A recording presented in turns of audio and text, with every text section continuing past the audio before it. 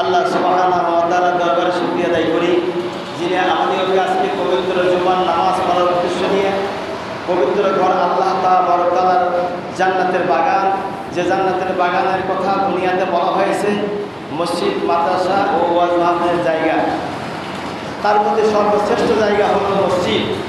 যে আল্লাহ সুবহানাহু ওয়া তাআলা আল্লাহর একটি জান্নাতের বাগানের মধ্যে আমাদিগকে জুমার নামাজ পড়ার জন্য আসার তৌফিক দান করলেন। সে মহান স্রষ্টা পরম করে আল্লাহর দরবারে শুকরিয়া আদায় করি, বলছি আলহামদুলিল্লাহ। মহব্বতের সাথে জবান খুলে পড়ি আলহামদুলিল্লাহ। রব্বানা লাকাল হামদ হামদান কাসীরান তয়্যিবান মুবারাকান ফীহি। উপস্থিত হাজিরিন, সময় কম, স্বল্প সময়, কথা বেশি। জানি না আয়াতে কারিমার ব্যাখ্যা শেষ করতে পারবো কিনা। আমি ছোট্ট একটা সূরা নিয়ে এসেছি, সূরা ৩। তাও আবার সূরা ৩-এর মধ্যে মাত্র আমি ৪টে আয়াতে কারিমা তেলাওয়াত করেছি। এই ৪টে আয়াতে কারিমা ব্যাখ্যা করতে গেলে তো ভাই ৪ মাসে শেষ করা যাবে না। তারপরেও মূল কিছু কথা, মূল কিছু পয়েন্টের উপরে আপনাদের সম্মুখে কিছু কথা বর্ণনা করার চেষ্টা করব। আল্লাহ যেন তৌফিক দান করে, আল্লাহ যেন কবুল করে, বলি আমিন। উপস্থিত হাজিরিন, আল্লাহ পাক জানিয়েছেন, বিসমিল্লাহির রহমানির রহিম ওয়াত-তিনি ওয়াজ-যাইতুন। আল্লাহ পাক বলেন সরলতা জামা ওয়াত-তিন ওয়াজ-যাইতুন। প্রথম আয়াতে দুইটা কথা আল্লাহ পাক বলছেন, ওয়াত-তিন ওয়াজ-যাইতুন, তিনের কসম, জাইতুনের কসম। আল্লাহ পাক তিনের কসম খেলেন প্রথম আয়াতে। ওয়াতুরি সিনিন, আল্লাহ পাক দ্বিতীয় নম্বর আয়াতে কারিমার মধ্যে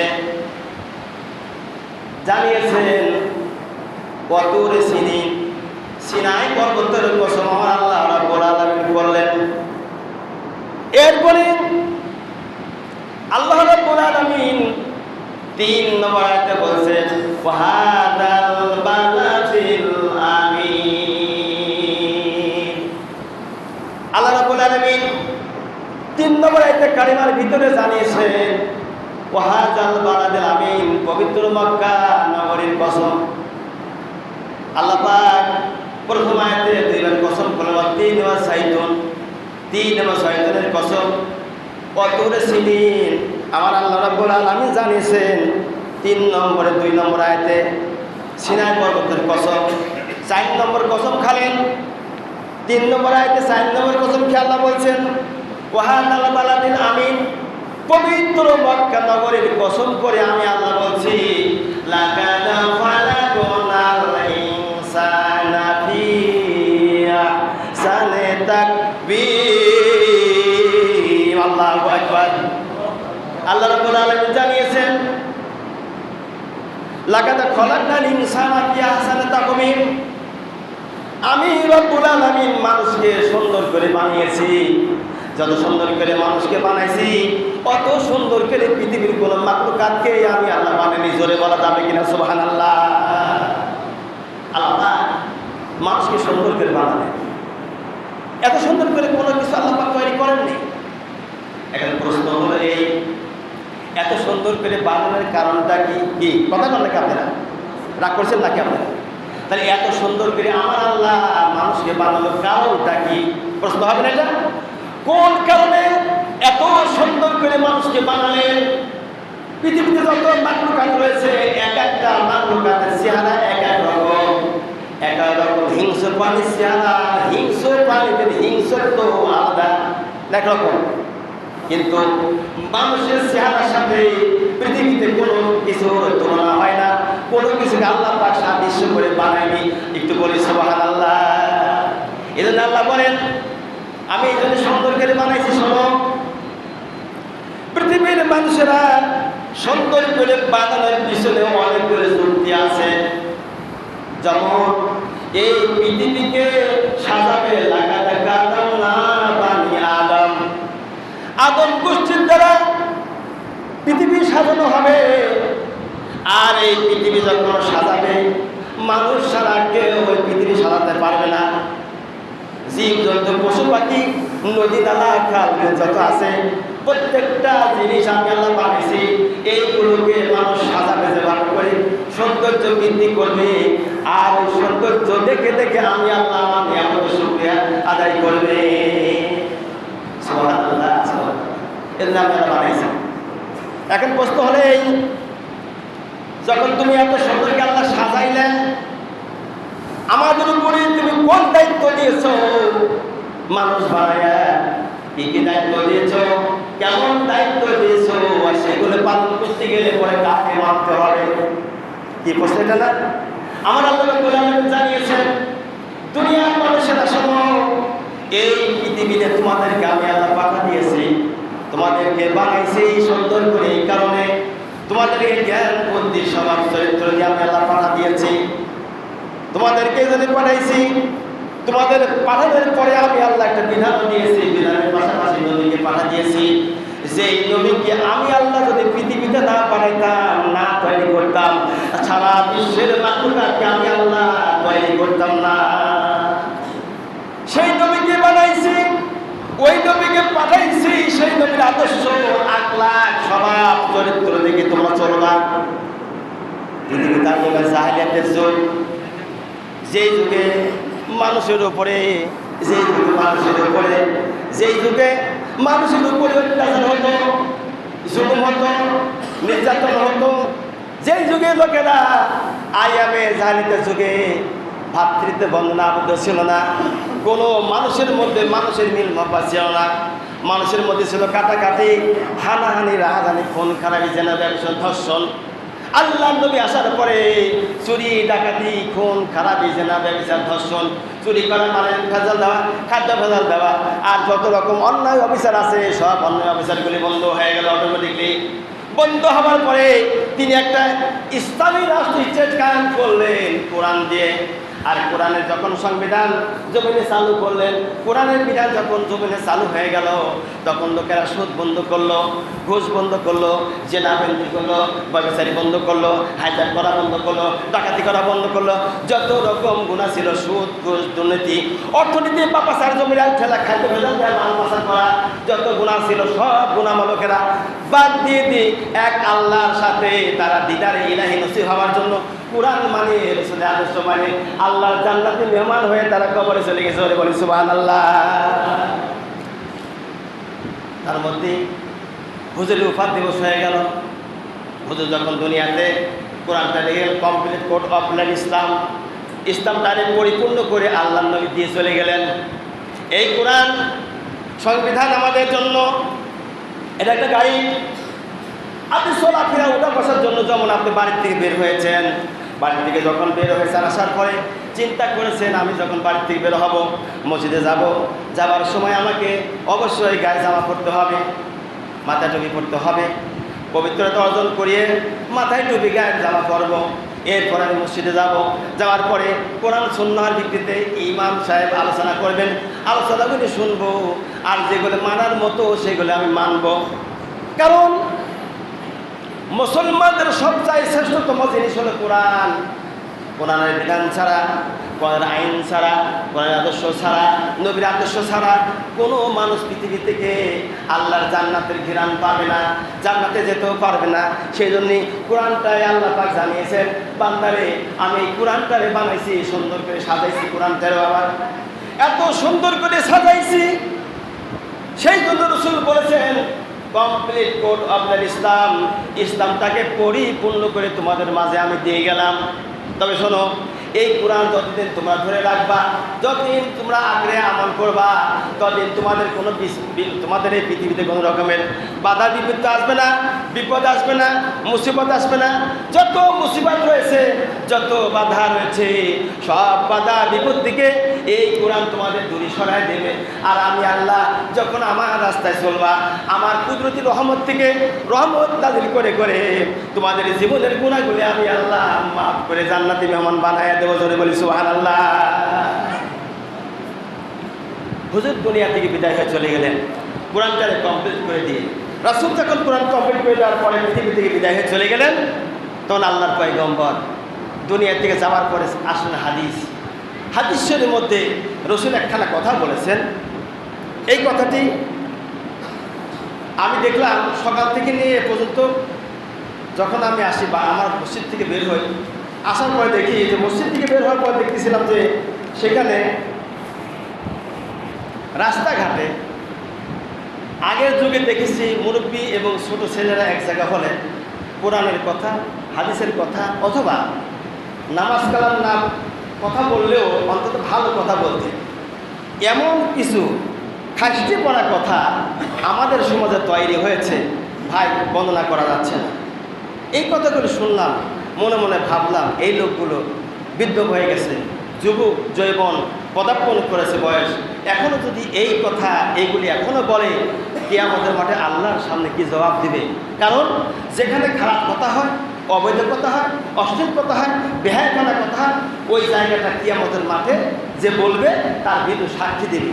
আর যদি কোনো ন্যায় কথা বলে, ন্যায্য কথা বলে, হক কথা বলে, ইসলামের কথা বলে, কোরআনের কথা বলে, হাদিসের কথা বলে, আল্লাহর কথা বলে, নবীর কথা বলে, ওই জায়গা যে পরিমাণ পর্যন্ত শুনবে, পশু পাখি গাছপালা নদী নালা খাল বিল, আর মানুষ তো আছে, ওই পরিমাণ জায়গা কিয়ামতের দিন ভালো কথা বলার জন্য, ভালো কথা বলার মানুষের পক্ষে হইয়া কিয়ামতের মাঠে আমার আল্লাহ রব্বুল আলামিন সাক্ষী দিবেন, আল্লাহর দরবারে সাক্ষী দিবেন আর বলবেন, আল্লাহ তোমার এই বান্দা দুনিয়াতে ভালো ভালো কথা বলেছেন, এই যে সাক্ষী দুনিয়ার মানুষের সাক্ষীর দরকার নাই, ভালো কথা বলেছেন কোন জায়গা, এই জায়গার সাক্ষীর বদলে আমার আল্লাহ বান্দারে মাফ করে জান্নাতি মেহমান বানাইয়া দেবে।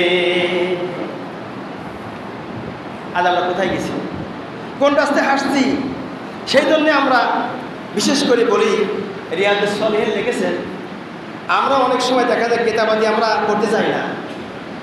নাসিরউদ্দিন আলবানী তিনি তার ইতিহাসের মধ্যে লিখেছেন, নাসিরউদ্দিন আলবানী রিয়াদুস সলিহিনের মধ্যে 828 নম্বর পৃষ্ঠার মধ্যে একটা হাদিস বর্ণনা করেছেন।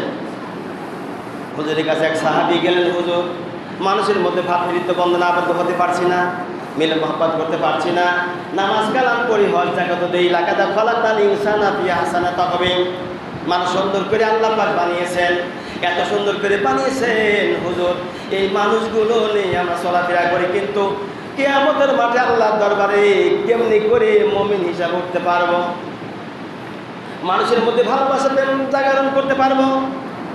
রাসূল বললেন, ও সাহাবী, আমি কি তোমাদের কাছে বলবো না মুমিন ছাড়া জান্নাতে যাবে না, ভ্রাতৃত্ব বন্ধন আবদ্ধ ছাড়া বেহেশতে যেতে পারবে না? সাহাবায়ে কেরাম বলেন, হুজুর অবশ্যই আপনি বলবেন। হাদিসের রাবি হযরতে আবু হুরায়রা রাদিয়াল্লাহু তাআলা আনহু তিনি বলেন, আল্লাহর নবী জানা দিলেন, ও সাহাবায়ে কেরাম, যে তোমরা জান্নাতি মেহমান হতে চাও, মানুষকে তোমরা বেশি বেশি করে সালাম বিনিময় করবা। 1 নম্বর কথা হাদিসের প্রথম অংশে লিখেছেন। 2 নম্বর অংশ লিখেছেন, ও সাহাবায়ে কেরাম, একে অপরের সঙ্গে বন্ধুত্ব করবা, ভালোবাসা করবা, মহব্বত বাড়াইবা। আজ তাকা দেখেন তো সমাজের অবস্থা, সমাজের বুকে তাকালে করে দেখা যায় 70 আর দুশ্মনে কানায় কানায় পরিপূর্ণ। কথা কন না কেন? 70 আর দুশ্মনে কানায় কানায় পরিপূর্ণ, ভালোবাসা নাই, বন্ধুত্ব নাই, শত্রুতার মধ্যে আমরা চলতেছি, প্রতিহিংসার মধ্যে আমরা রয়েছি। আমরা হিংসা বিদ্বেষ পরনিন্দা পরচর্চা যাবতীয় অন্যায় অবিচারের মধ্যে ডুবে থাকলে কেউ নিষেধ করে না, বাবা এটা করিও না। অথচ কোরআনের কথা বললে, হাদিসের কথা বললে বলে এত দূর হুজুর পাই কেন? এ কথা না কেন দূর পাই কেন? আমার ভাইরা, সেই জন্য রাসূল বলেছেন, যতদিন পর্যন্ত বলা কাজ আমি রাসূল আমার সুন্নত ওয়ালা কাজ, মানুষকে সালাম বিনিময় না করবা 1 নম্বরে, আর 2 নম্বরে লোকদের সাথে ভালোবাসা বন্ধন আবদ্ধ না হতে পারবে, ততদিন পর্যন্ত তোমাকে আল্লাহ রাব্বুল আলামিন আল্লাহর জান্নাতে দিতে পারবে না। সাহাবী সাফিয়ান রাদিয়াল্লাহু তাআলা আনহু যিনি বলেন, ইয়া রাসূলুল্লাহ, আমরা এই পৃথিবীতে থাকার পরে ইসলাম মানব, কোরআন মানব, আপনার সুন্নতের উপরে তাবেদারি করব হুজুর, তাহলে কি আমাদের উপরে আল্লাহ খুশি হবেন? রাসূল বলেন, ও সাহাবী শোনো, শুধু খুশি হবেন না, আকাশে তারকা রাজীব দেখতে পাচ্ছ, এই তারকা রাজীবের চাইতে তোমাদের সম্মান আর মর্যাদা আমার আল্লাহ রাব্বুল আলামিন বাড়াইয়া দিবেন বলি সুবহানাল্লাহ। এই সাহাবীর একটা ঘটনা সংক্ষিপ্তভাবে আমি শোনাব। আপনার বিরক্ত হচ্ছে না তো? আমার কথা কি আপনারা বুঝতেছেন? আপনি কি পাতলা করে বলবো না জোরে বলা হচ্ছে? আমি কি কোনো গোরস্থানের কথা বলছি ভাই? বাড়িকে বাড়ি কতবার মাহফিল করতে এসেছেন গোরস্থানে? ওরে বুবা কথা বলে না। আমি কিন্তু গোরস্থানে মানুষ মুদ্রা জিন্দা, কেউ তো মুদ্রা না, তোরা মুদ্রা কয় না, হেরা তো মুদ্রা, আমরা জিন্দা। জিন্দার মতো কথা কন, তা আপনারা জিন্দার মতো কথা করছেন না কেন? ব্যাপার জিন্দার মধ্যে বেড়াশোনা করে টাস টাস করে জবাব দিবেন। এই নাটোর জেলা আমি আপনাদের 100 মাহফিল করেছি। নাটোর জেলায় আমি অন্তত 100 মাহফিল করেছি, এক দু জায়গায় না, 100 মাহফিল করেছি। আর ভাইরা আমার, রাসূল কারীম সাল্লাল্লাহু আলাইহি ওয়াসাল্লাম সাহাবী হুজুরের ওফাত দিবসের পরে হযরতে সাফিনা রাদিয়াল্লাহু তাআলা নবীদের বিশিষ্ট একজন সাহাবী। এই সাহাবী মদিনা মুনাওয়ারা থেকে এলাচ, দারচিনি, লবঙ্গ নিয়ে আসতেন ভারতবর্ষে। ভারতবর্ষের দিকে আবার বড় বড় নারকেল বেছে বেছে আল্লাহ নবীর সাহাবী ভারত থেকে দিয়ে মদিনায় বিক্রি করতো। কেননা মদিনায় কোনো নারকেলের গাছ নাই, সুপারির গাছ নাই, আছে মরুভূমি জায়গা ওখানে। আচ্ছা তুই গেছেন কি, আছে নাকি 2-1টা নারকেলের গাছ? দেখেছেন? দেখেছেন? দেখেননি? তার নারকেল গাছ দেখেননি, সুপারি গাছ দেখেননি। কারণটা কি? ওটা মরুভূমি জায়গা। এই মরুভূমি জায়গায় সাফিনা রাদিয়াল্লাহু আনহা রাসূলের একজন জলিল কদর সাহাবী, তিনি ভারতবর্ষে এসেও বলে নিয়ে গিয়েছেন নারকেল, বড় বড় নারকেল নিয়ে গেছেন। আর মদিনা মুনাওয়ারা থেকে, সৌদি আরব থেকে দারচিনি, এলাচ, লবঙ্গ সেখানে উৎপন্ন হয়, ওগুলি নিয়ে এসে ভারতবর্ষে বিক্রি করতেন। হঠাৎ করে লেনদেন করতে গিয়ে এমন একদিনে নদীর ভিতরে যেই নৌকা চলেছে, নৌকাটি ডুবে গিয়েছে। ডুবে যাওয়ার পরে নৌকা যখন ডুবে গেল, অমল অবস্থায় সাফিনা রাদিয়াল্লাহু তাআলা অস্থির হয়ে গেলেন। লাপিত হারিয়ে গেল, যাত্রীরা হারিয়ে গেলে কোথায় তারিখ তালাশ করে পাওয়া যাচ্ছে না। হযরত সাফিনা রাদিয়াল্লাহু আনহু তিনি তখন ছোট্ট একটা তক্তা ধরার চেষ্টা করলেন, তক্তা তো ধরতে পারলেন না। দূর থেকে একটা কুমির হা করে তার দিকে আসতেছে। হযরত সাফিনা রাদিয়াল্লাহু আনহু কুমিরকে দেখে তিনি মনের মধ্যে একটা ভয় আনলেন। আনার পরে বলছেন, কুমির রে, কার দিকে তুই হা করে মুখ বাড়ায় আসতেছিস? আমি কিন্তু সেই নবীর সাহাবী, যেই নবীকে তৈরি না করলে পরে আল্লাহ দুনিয়ার মানুষ তৈরি করতেন না, তোরে বানাইতেন না। সেই নবীর সাহাবী আমি, আমার নাম সাফিনা। অতএব তুই কার দিকে হা করে মুখ বাড়ায় আসতেছিস? যদি তুই আমাকে কোনো কারণে ভক্ষণ করিস, কিয়ামতের দিন আল্লাহর আসামির কাঠগড়া তোরে দ্বারা হতে হবে। কমিটি তখন মাথা নাড়িয়ে, মুখটা বন্ধ করে মাথা নাড়াইতেছে আর পিঠটা উপরে ভাষা দিয়েছে। কুমির তার নিজের ভাষায় বোঝাচ্ছে, ও আল্লাহ নবীর সাহাবী গো, আমি আপনাদের খাইতে আসি নাই, আপনাদের আমি খাইতে আসি নাই গো। আমার এই পিঠির উপরে চরণ, আপনাকে আমি কিনারায় পৌঁছা দিব, আপনাদের জান মালগুলি হেফাজত হয়ে যাবে, বলি মারহাবা। এবার কুমিরে হযরত সাফিনা রাদিয়াল্লাহু আনহুকে বসাই দিলেন তার পিঠির উপরে। হযরত সাফিনা রাদিয়াল্লাহু আনহু পিঠির উপরে বসিয়ে নদীর কিনারায় যখন পৌঁছায় গেল, নদীর কিনারা পৌঁছা দিলেন এমন একটা জায়গা দিলেন যেই জায়গা থেকে উপরে জঙ্গল দেখা যাচ্ছে। জঙ্গলের ভিতর থেকে একটা বাঘ বেরিয়ে আসলো। বাঘটা আবার দৌড়ায় শুরু করলো। হযরত সাফিনা রাদিয়াল্লাহু আনহু চিন্তা করলেন, বাঘ সামনে আইতেছে, এদিকে আমি নদীর ভিতর থেকে কুমিরের হাত থেকে বাঁচলাম, কুমির আমাকে কিনারায় পৌঁছা দিয়েছে, বাঘ আবার আসতেছে, এভাবে করে আমাকে মনে হয় কে শেষ করে ফেলবে। বাঘের দৌড়ানি দেখে হযরত সাফিনা রাদিয়াল্লাহু আনহু বলছেন, বাঘ রে, বাঘ তুই কেন দৌড়া দিছিস এখানে আসার জন্য? তুই কি আমারে খাবি নাকি বল? ও বাঘ, আমারে খাবার জন্য আসিস, তবে কিয়ামতের দিন আল্লাহর আসামির কাঠগড়ায় তোরে আমি দাঁড়া করবো। কেননা আমি যে ব্যবসা করি, এই ব্যবসার কিছু অর্থ আমার কাছে রয়েছে। তুই আমাকে খেয়ে ফেলে যে অর্থগুলো আমার সন্তানরা আমার থেকে মাহরুম হয়ে যাবে। অতএব বাঘ রে, যা, ফিরে যা, তুই আমার কাছে আসিস, অন্যত্রে চলে যা। এবার বাঘটি লেজ লড়িয়ে মাথাটা নিচু করে আল্লাহ নবী সাহাবীর সামনে এসে হাজির হয়ে গেল। এ জোরে বলি না ভাই সুবহানাল্লাহ। বাঘ যখন আল্লাহ নবী সাহাবীর কাছে এসে গেল, মাথা নিচু করিয়ে পিঠটা উঁচু করে আল্লাহ নবী সাহাবীকে ডেকে বলছে, আল্লাহ নবী সাহাবীকে ইশারা করে বলতেছে, ও নবী সাহাবী, আমি আপনাকে খাইব না গো, আপনাকে আমি খাবার জন্য এখন প্রস্তুতি হন নাই। যেটা ছিল অন্তরের ভিতরে এটা দুর্বৃত হয়ে গেছে। পিঠটা উঁচু করে দিয়েছে, মাথা নড়ায়া নড়ায়া বলতেছেন, নবীর সাহাবী গো, পিঠের উপরে চড়ুন গো, লোক সমাজে আপনাকে আমি পৌঁছায় দেব। এবার বাঘটি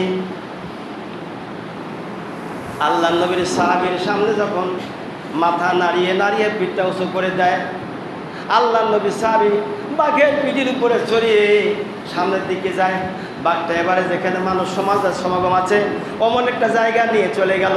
যাওয়ার পর লোকেরা দূর থেকে দেখে বাঘের উপরে একটা মানুষ আসতেছে। লোকেরা দলবদ্ধ হয়ে গেল, দেখার জন্য কান খুশাখুশি হলো, একে অপরের কাছে খবর পৌঁছায় গেল। শত শত মানুষ তারা জমায়েত হয়ে গেল। লোকেরা যখন জমায়েত হয়ে গেল এরকম অবস্থায় বাঘ তখন জবান খুলে বলছে, ও আল্লাহ নবী সাহাবী গো, আপনাকে কষ্ট দিতে আমি চাইনি, আপনি খাবার জন্য হয় প্রস্তুতি নিতে আসি নাই। আমার আল্লাহ আমাকে বলছেন, বাঘ রে যা যা চলে যা, আমার বন্ধুর স্বামী আসতেছে, তাকে তুই কান্দের উপরে ভর করায়া মানুষ সমাবেশে নিয়ে চলে আয়, আমি আল্লাহ তার জান আর মালে বধ করার জন্য তোকে পাঠায় দিলাম। বলি মারহাবা। নবীর সাহাবী গো, ও গো নবী সাহাবী, চিন্তা করবেন না, ভয় করবেন না, আল্লাহ রাব্বুল আলামিন আপনাকে হেফাজত করেছেন আমার ওসিলা করে। আপনি এখন সামনে চলে যান, আমার মতো আমি জংলার বাঘ জংলায় চলে গেলাম। আল্লাহ নবী সাহাবী এই যে উপহার পেলেন, কারণটা কি? একমাত্র কারণ ছিল আল্লাহ যে সুন্দর করে মানুষকে বানিয়েছেন, এই সুন্দর চেহারাটুকুন নামাজের মাধ্যমে রুকু করবে, নামাজের মাধ্যমে রুকু করবে, সেজদা করবে, তাসবিহ তাহলিল করবে, কোরআন তেলাওয়াত করবে, মুখ দিয়ে আল্লাহর নামের তাসবিহগুলো আদায় করবে। এই জন্য আমার আল্লাহ রাব্বুল আলামিন দুনিয়াতে যত মানুষ বানিয়েছেন প্রত্যেকটা মানুষের মাথাটা থেকে মুখটা আল্লাহ পাক পবিত্র রেখে দিয়েছেন। বলি সুবহানাল্লাহ। মায়ের উদরে মানুষ সন্তান ভূমিষ্ঠ হবে, আল্লাহ পাক বলেন আমার বান্দার মুখ পরিষ্কার পবিত্র রাখবো। এই জন্য আল্লাহ পাক নাভির সাথে মায়ের নাভি তার একটা জয়েন্ট করে দিয়েছেন। এরপরে আল্লাহ পাক মুখটা পবিত্র রেখে দুনিয়ায় পাঠা দিয়েছেন। সেই মুখ দিয়ে আল্লাহর সেজদা না করে, আল্লাহ নামাজে রুকু না করে, কোরআন তেলাওয়াত না করে কেমনি করে অন্যায় অবিচার মিথ্যা কথার মধ্যে আমরা জড়িত হই? আমার বুঝি আসে না, আমার বুঝি আসে না। ভাইরা আমার, আল্লাহ বলছেন, ইয়া আইয়ুহাল্লাযীনা আমানু, ওহে যারা ঈমানের দাবি করো, ইত্তাকুল্লাহ, আল্লাহু আকবার। আল্লাহ রাব্বুল আলামিন জানিয়েছেন, বান্দারে আমি আল্লাহ আমাকে ভয় করো যদি তোমরা ঈমান আনে থাকো। চুরি করতে গিয়েছে আল্লাহরে ভয় করো, ডাকাতি করতে গিয়েছে আল্লাহরে ভয় করো। যে কোনো কাজ কর্ম করতে গেলে আল্লাহকে ভয় করতে হবে। যে কাজ করলে আমার আল্লাহ খুশি, রসুল খুশি হয়ে যাবেন, অমন কাজ করতে হবে। আর যে কাজ করলে অন্যায় অবিচার হিসাবে লোকেরাই দুনিয়া থেকেই দোষারোপ করবে, দোষ সাব্যস্ত করবে, অমন অন্যায় অবিচার দুনিয়ায় করা যাবে না। তাহলে কিয়ামতের দিন আমার আল্লাহ মুমিনদের কাতারে দাঁড়া করে এই যে কোরআনে কারিমা যে আয়াত তেলাওয়াত করেছি, আয়াতে কারিমা রচনা করে আয়াতে কারিমা অনুযায়ী আল্লাহ রাব্বুল আলামিন মাফ করে জান্নাতি মেহমান বানায় দিতে পারে। ও ভাই, পৃথিবীতে আমরা চিরকাল থাকবো না, থাকবো যদি মনে করেন আমি আজ এই জমির কাজটা শেষ করে নামাজে যাব, আচ্ছা ভাই প্রশ্ন আমার, উত্তরটা দিবেন, কাজ কি শেষ করা যায়? হ্যাঁ, কাজ শেষ করা যায় না। বাপদাদা চলে গিয়েছে, কাজ শেষ করতে পারি নাই। নানা নানি চলে গেছে, কাজ শেষ করতে পারি নাই। বাবা